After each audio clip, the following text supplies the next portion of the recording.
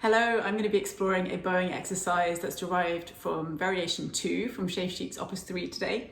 The exercise involves a spiccato stroke to be played around the balance point or just above the balance point of the bow, below the middle.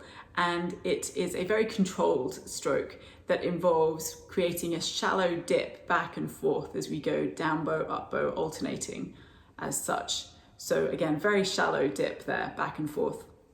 Similar to how we approached the strokes in the first exercise in this series, we're going to be making sure that within this dip we catch the string before we release.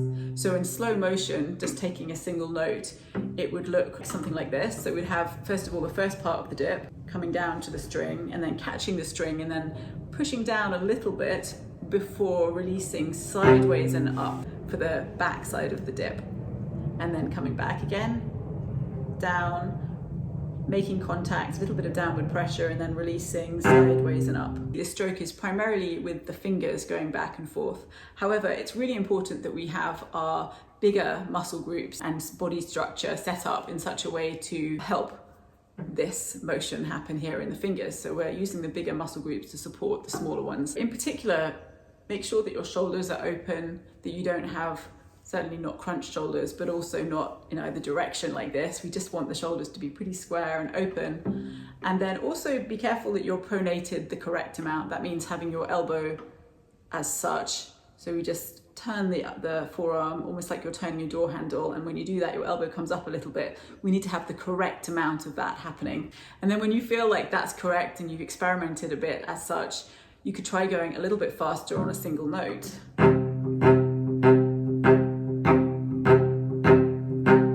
Splashing, it's really important that you don't come too high with the bow. So again, the shallowness of that dip is very, very important. So we're focusing a little bit more on the stroke now being horizontal as we get faster.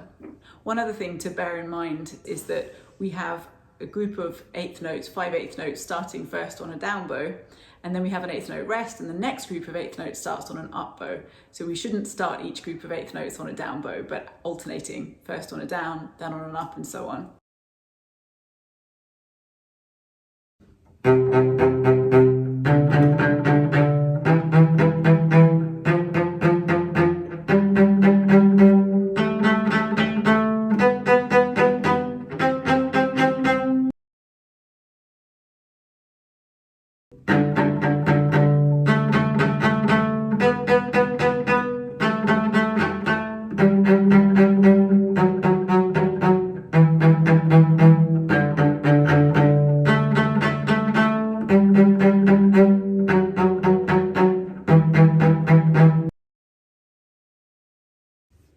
So like with all of these strokes, it's really, really important to start slow, and really the more patient you can be with it, the faster you will progress. So I highly recommend slow, thoughtful practice, trying to really tap into the sensations that we're being given back by our body and the various parts involved.